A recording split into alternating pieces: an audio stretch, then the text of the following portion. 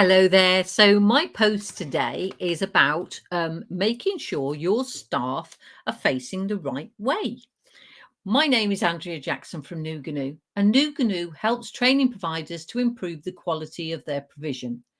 Using questions based on the Ofsted framework, we identify whether the impact of the training provision is meeting the needs of the learners and then guide those improvements through to ensure that it is. So, have you ever had a large group picture taken? You will know the agony of having everyone standing in their designated position, facing the camera and smiling without eyes shut.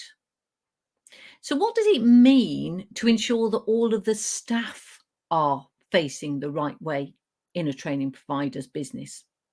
Now, if we substitute photographer for an Ofsted inspector, and the Ofsted inspector is looking at a snapshot of your business. So instead of using a camera, they use questions that are designed to get a feel of your company's training provision. Your staff will be spoken to, and questions used will attain the competency to deliver the best education to apprentices as possible. They'll be looking at your processes in place that show your implementation of your intent. The inspectors will evidence that your processes do follow that implementation that mirror your intent. Most importantly, the fact that your staff are following those processes. Now, a staff member that does things differently is unhelpful when showing that all staff are facing the same way. Now, let me explain.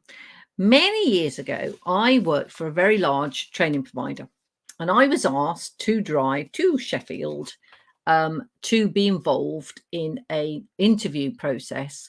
And what they were doing is they were getting a team of IQAs together, and these were the internal interviews. Now, for these candidates, there was a set of questions, and one of the questions was give 3 examples of. Right, so we went through the 2 other candidates, and we came to the last candidate, of which I was informed that this was the best candidate. And when the question was presented to the candidate answered, well, you know me, I have to do things a bit differently, so I've given you more examples.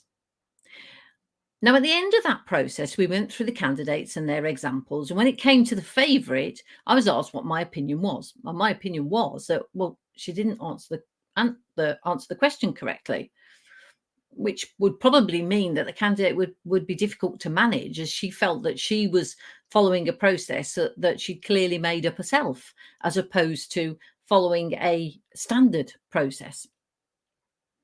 Now, that candidate was chosen as it was just the way she was. And I was left thinking, well, at least I'm getting my expenses paid for a 300-odd mile journey.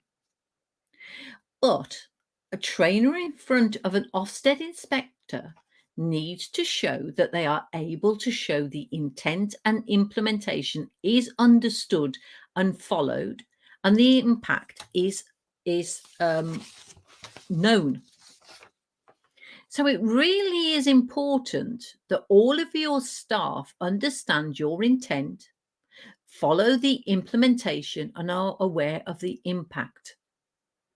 Now, if you feel that you need some guidance towards planning for an inspection, as you know, there's a free inspection planner that's on the website that you can click a button and you can get hold of.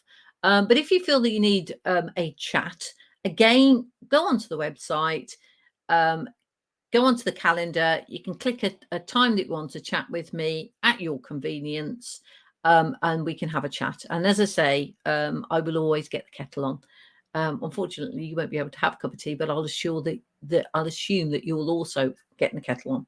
So, if you feel that you want to chat, give me a call via the website. If you feel this post will be interesting and relevant to a colleague, please send it on. That would be great. If you want to save this because you don't have time to look through it, again, watch it at your convenience, because I'd much rather you have the time to look at it. Also, if you'd add your advice, what you think, your comments, that also will be fantastic. So that's it. Thank you very much and have the brilliant